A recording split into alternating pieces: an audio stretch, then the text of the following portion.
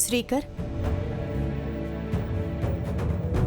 ఒంటరిగా ఏం ఆలోచిస్తున్నావు? ఏముంది, ఇంద్రధనస్సులా రంగురంగులుగా ఉంటుందనుకున్న నా జీవితం చీకట్లా అయిపోయింది.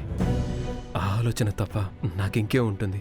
చేతులారా నువ్వే ఆ విధంగా చేసుకున్నావని నువ్వు ఇప్పటికీ పశ్చాత్తాపం చెందలేకపోతున్నావు. అదే నాకు ఆశ్చర్యంగా ఉంది.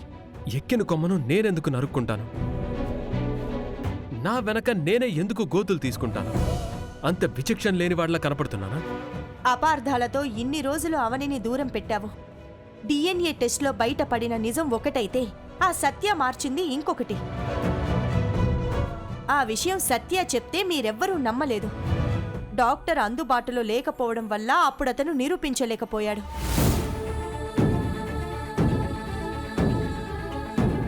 ఆ రిపోర్ట్స్లో అక్షయ నీ కూతురను వచ్చింది అన్నది ఆధారాలతో సహా నిరూపిస్తే నువ్వు అవనిని నమ్ముతావా? అవనిని దగ్గరికి తీసుకొని నీ ఇంటికి తీసుకొని వెళ్తావా?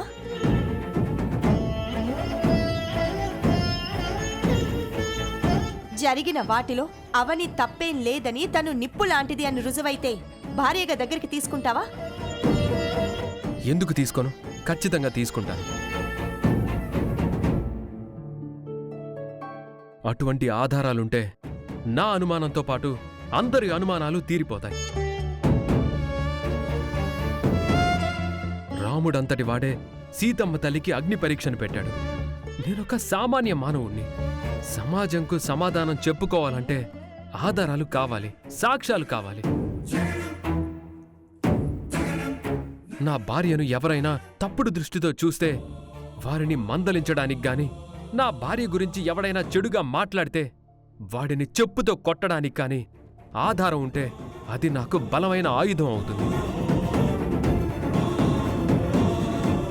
అటువంటి పనిని మీరు ముందే చేసుంటే ఇన్ని రోజులు మా మధ్య ఎడబాటు ఉండుండేది కాదు. అవని వదిలేసి దూరంగా ఉండటం నాకు ఎంతో కష్టంగా ఉంది. అది అనుభవిస్తున్న నాకు మాత్రమే తెలుస్తుంది.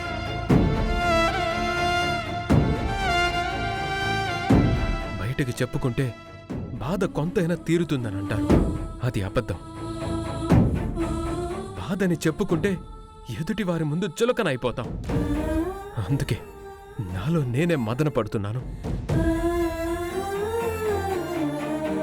దగ్గరగా ఉన్న వారిని దూరం చేసే బలం అనుమానానికి ఉంటే, దూరంగా ఉన్న వారిని దగ్గర చేసే శక్తి నిజానికి ఉంటుంది. నిజమేంటో నాకు తెలియజేయండి. అవని కాళ్ళు పట్టుకొని క్షమించమని అడుగుతాను. అవని చేతులు పట్టుకొని నా చెంపలు వాయించుకుంటాను.